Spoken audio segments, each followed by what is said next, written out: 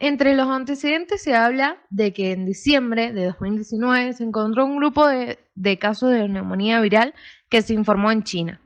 Los informes sugirieron que se había producido una transmisión comunitaria en las provincias de Wuhan y Hubei. Esto condujo al cierre de ambas ciudades para controlar la propagación de la enfermedad. Luego, la OMS, Organización Mundial de la Salud, declaró la enfermedad como una pandemia el 30 de enero del 2020. El objetivo de la investigación fue determinar las características del virus, como por ejemplo, cómo se origina el virus, cuáles son los entornos y actividades en donde se puede propagar el virus con mayor frecuencia, qué medidas deben tomarse para mejorar la vigilancia y la detección de los casos, y principalmente qué medidas pueden reducir la propagación de la enfermedad. Al precisar todas estas características del virus, países que están atravesando la pandemia van a poder determinar un método para reducir la transmisión y disminuir el número de casos. La metodología de la investigación fue la siguiente.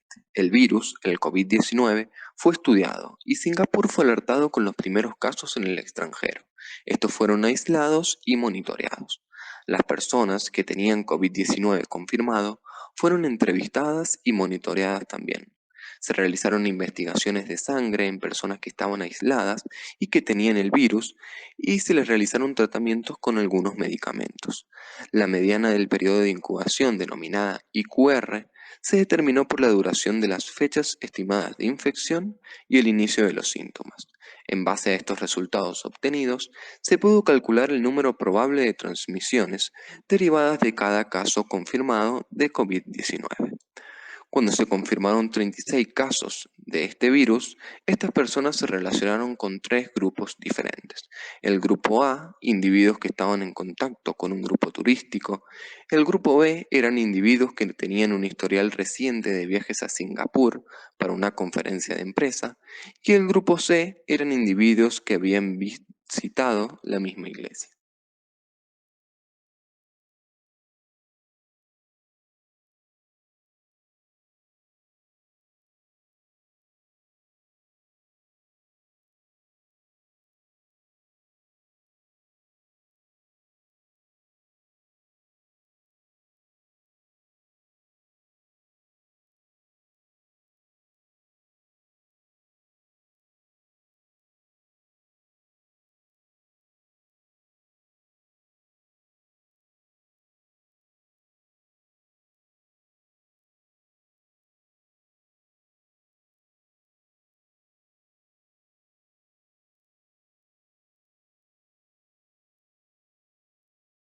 En los resultados se habla que cuando se confirmó que 36 casos tenían COVID-19, las personas se relacionaron con tres grupos diferentes. El grupo A eran los individuos que estaban en contacto con un grupo de turistas. El grupo B eran los individuos que tenían antecedentes de viajes recientes a Singapur para una conferencia en una compañía. El grupo C son los individuos que habían visitado la misma iglesia. Lo que no se pudo identificar es el caso primario en cada grupo, pero sí se descubrió que las personas infectadas eran interacciones interrelacionadas. La conclusión que llegan los científicos en este artículo es que hay que tener cuidado, se destaca la importancia de la higiene personal y sobre todo el lavado de manos. Y a pesar de que los investigadores no lograron identificar el caso primario o el caso cero en cada uno de los grupos, sí llegaron al descubrimiento de que las personas infectadas habían estado en contacto.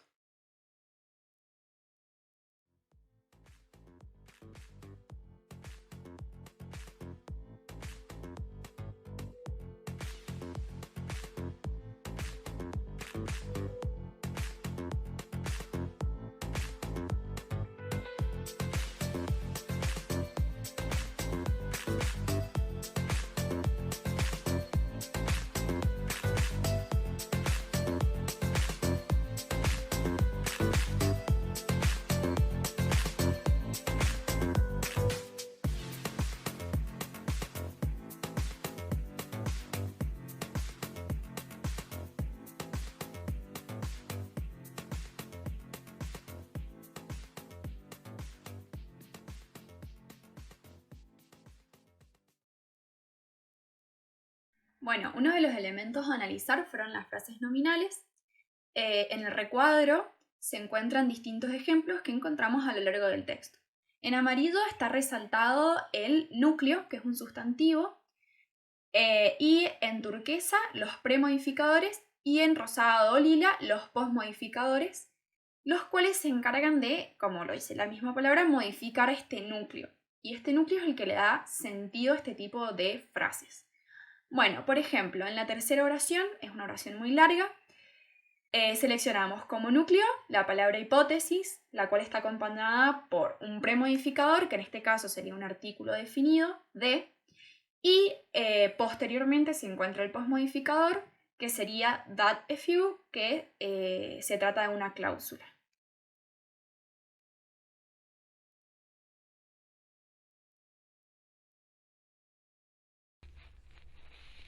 Al analizar el texto, además encontramos dos frases verbales. Las frases verbales son aquellas que tienen como elemento principal y núcleo un verbo conjugado.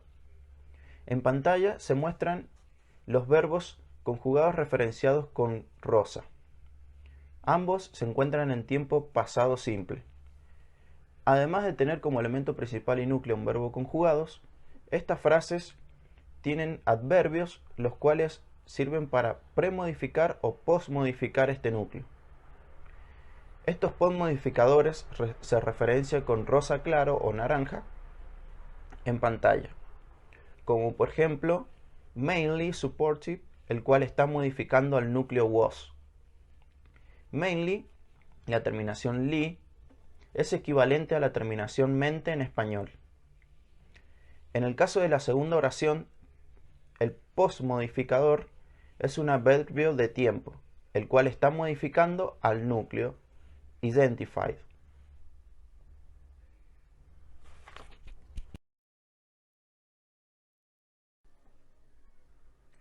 En cuanto al uso de referencias, al analizar el texto encontramos dos o más expresiones que hablan de la misma persona, cosa o idea. Estas expresiones pueden ser del tipo de pronombre demostrativo, pronombre personal, pronombre indefinidos o adjetivos posesivos. En pantalla se muestran algunos ejemplos extraídos del texto, como por ejemplo la expresión they, que es el pronombre personal, que en inglés significa ellos, hace referencia a posibles casos de coronavirus identificados como C5, C1 y C2, que ya fueron nombrados en el texto. Y como necesitamos ir hacia atrás en el texto para poder identificarlos, van a ser del tipo de referencia anafórica. Y como se puede identificar esta referencia dentro del texto, además va a ser del tipo endofórica. En cuanto al segundo ejemplo que encontramos fue la expresión those, que en inglés significa aquellos. Este pronombre demostrativo se utilizó para evitar la repetición de lo que ya fue nombrado como países o regiones, es decir, para evitar la repetición de un sustantivo. Como necesitamos ir hacia atrás en el texto, va a ser del tipo de referencia anafórica y además, como se encuentra esta referencia dentro del texto, va a ser del tipo endofórica.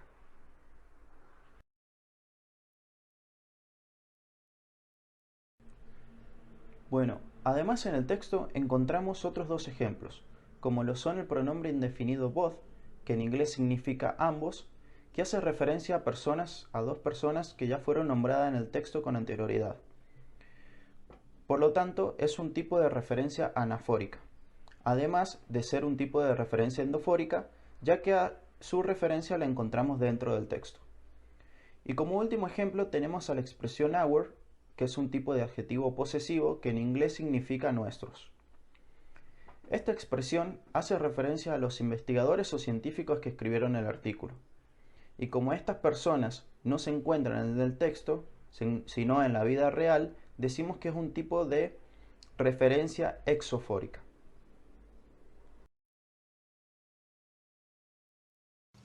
Bueno, en esta diapositiva vamos a hablar sobre los matizadores, que son formas de expresión más precisas, donde le permiten a los científicos expresar sus descubrimientos sin ser categóricos con respecto a su proposición en un ambiente caracterizado por la reformulación y la reinterpretación. Existen 7 tipos de matizadores.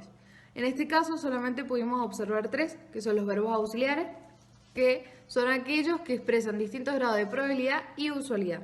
Después encontramos las frases de probabilidad, que sirven para reducir el compromiso categórico del científico, y los aproximadores, que tienen la función de disminuir o aumentar la fuerza del predicado que acompañan, y además indican el grado de frecuencia.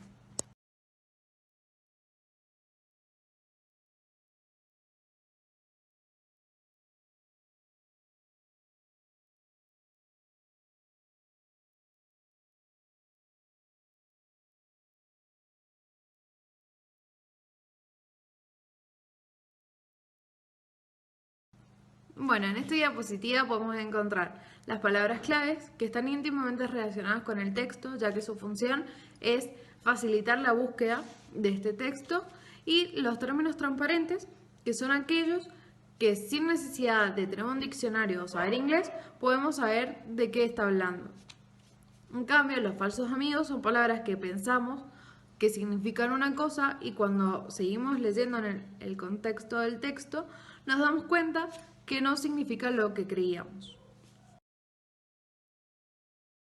Bueno, ahora vamos a hablar de las relaciones semánticas que encontramos en el texto. Estas relaciones semánticas pueden ser o conectores o pueden ser pronombres relativos. Los conectores, a su vez, según la función que están cumpliendo en el texto, se pueden clasificar de diferentes formas. En conectores de tiempo, conectores de lugar, conectores de adición, de consecuencia, de causa, entre diferentes clasificaciones. En el cuadro podemos observar las diferentes clasificaciones de los conectores y a la derecha los conectores que hemos encontrado en el texto según la clasificación. A su vez se puede observar que las clasificaciones están con un subrayado o con un resaltado de diferente color, y esto se debe a que en las siguientes fotos vamos a observar dónde se encuentran estos conectores o pronombres y los vamos a ir diferenciando según estos colores. Por ejemplo, en conectores de lugar podemos encontrar where, from. En conectores de tiempo podemos encontrar last, entre otros. Encontrar también conectores de adición, como por ejemplo also, to. Podemos encontrar de efecto como because de causa como because of, y pronombres relativos como who, como which, como that, entre otros. Bueno, ahora como dije, tenemos estas imágenes donde se encuentran las diferentes oraciones que hemos encontrado en el texto que tienen conectores o pronombres relativos. Por ejemplo, acá abajo podemos encontrar pronombres de adición, como por ejemplo also en la primera oración. Podemos encontrar conectores de espacio o conectores también de subordinación, como under en el caso de espacio, o until en el caso de subordinación. También podemos encontrar conectores de tiempo, como about, como last. Podemos encontrar pronombres como whom, y podemos encontrar conectores de coordinación, como por ejemplo but. Después podemos, en la imagen de la derecha, podemos encontrar conectores también de adición como as, como to, como first.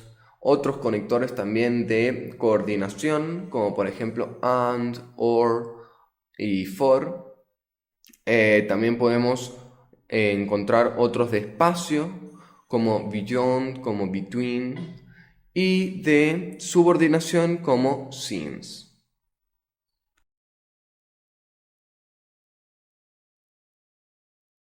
Bueno, en estas imágenes también podemos encontrar conectores y pronombres relativos. En la imagen de arriba a la izquierda se pueden observar later, que es de tiempo, after y when, que son de subordinación, however y despite, que son de contradicción, frequently, que es de ejemplo, usually, que es de conclusión, furthermore, que es de adición, y over, que es de espacio.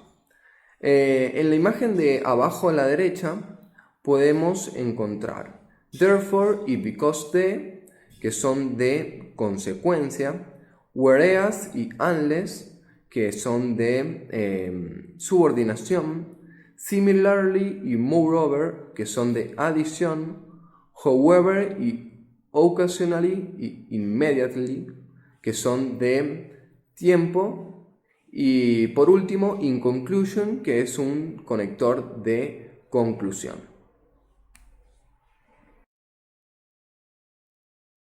Bueno, uno de los últimos elementos a analizar es la voz pasiva. Este recurso se utiliza mucho en los discursos científicos, ya que evita la repetición del sujeto y se enfoca mucho más en procesos y procedimientos experimentales que en quien los realiza. Como se puede observar en el recuadro de arriba, se forma del verbo be, que puede estar en presente, pasado, presente perfecto, seguido del verbo en su pasado participio. A lo largo de este texto encontramos muchas oraciones en voz pasiva y bueno, colocamos algunos ejemplos y yo me voy a enfocar en la primera oración. Es un poco larga, pero resaltado en turquesa se puede observar la voz pasiva. Hay distintas formas, puede estar en presente, puede estar en pasado, se puede usar un verbo modal. En este caso se encuentra en pasado, were identified, were sería el verbo en pasado, el verbo be en pasado y identified el participio del verbo de la oración.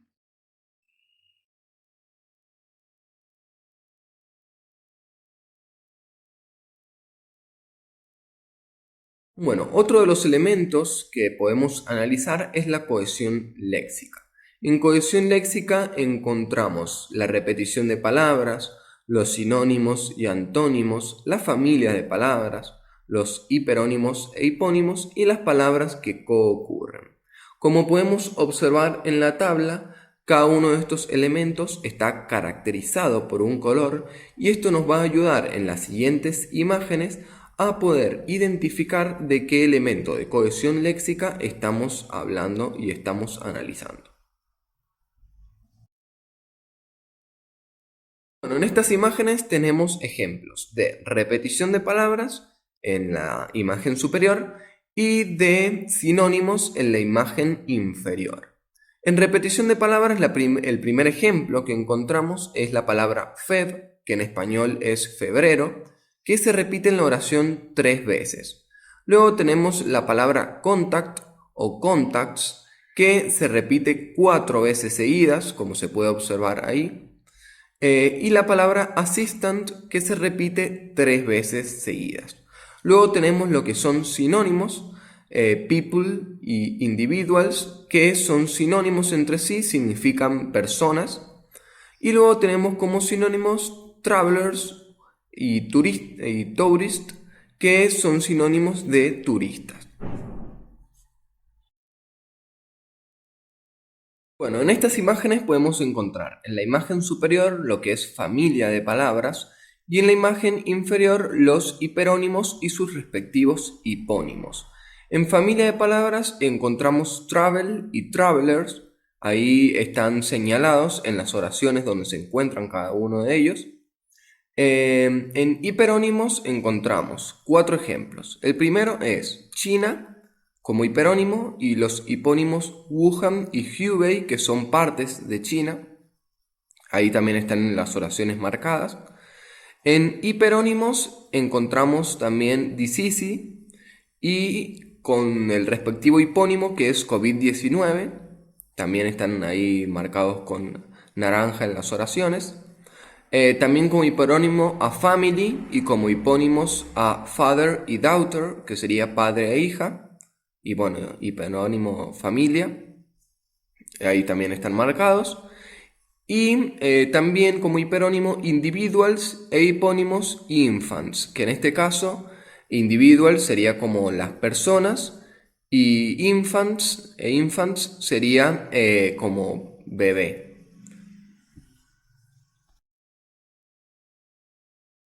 Bueno, finalizando con los elementos de cohesión, hemos encontrado los antónimos y las palabras que coocurren.